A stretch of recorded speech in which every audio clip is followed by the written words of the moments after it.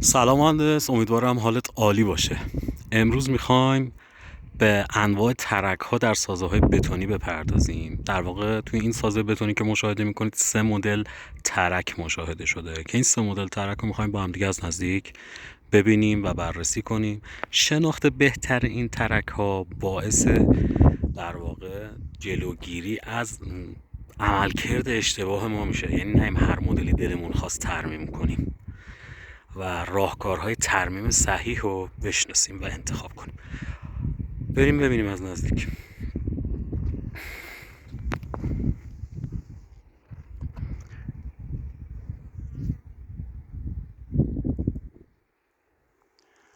خب ترک نوع اولی که اینجا باهاش مواجه هستیم در واقع ترک های اجرایی سرد هستن، یعنی کولد جوینت هایی که به وجود اومدن.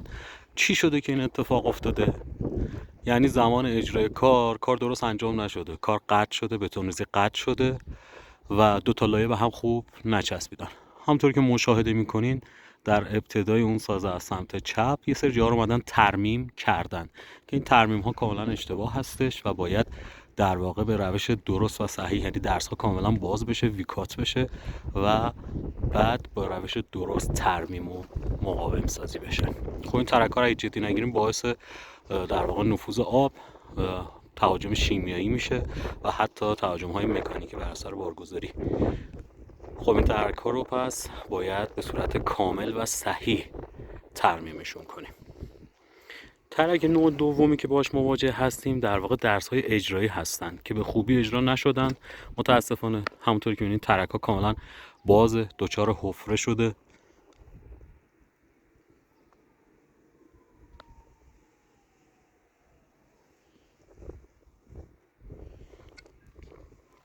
به مهندس این ترک ها هم باید به صورت کاملا درست در واقع ترمیم بشه و از این وضعیت بیاد بیرون تا دچار خوردگی آرماتور نشه. حالا قطعا ممکنه تو این محل یه سری واتر استاپ هم کار کرده باشن، اما باز هم این آب و این تهاجم های شیمیایی اتفاق میفته و باعث از بین بردن شبکه آرماتور میشه.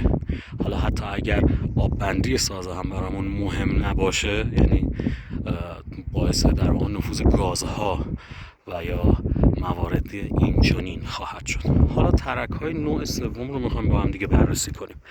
این ترک های سطحی هستند مهندس.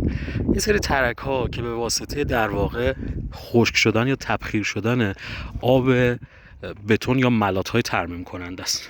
مثلا اینجا جای میان بولت هستش یا اون تای بولت، همونجوری که تو مرکز تصویر مشاهده میکنین یه سری ترک های نامنظم سطحی رو میبینین که این ترک ها قطعا به خاطر عدم کیور مناسب، عدم استفاده از ملات ترمیم کننده مناسب، حالا اینجا رو خود بتون هم اینو مشاهده میکنیم، این ترک های ریز رو. این ترک ها درست سازه ای نیستن، از لحاظ سازی جای نگرانی نداره، اما اگر درست ترمیم نشه و در واقع جدی گرفته نشند باعث تهاجم شیمیایی، 100% نفوذ آب، گاز به داخل سازه میشن و در نهایت اتفاقی که میفته برای سازه چی هستش؟ از بین بردن شبکه آرماتور. حالا اگر سازتون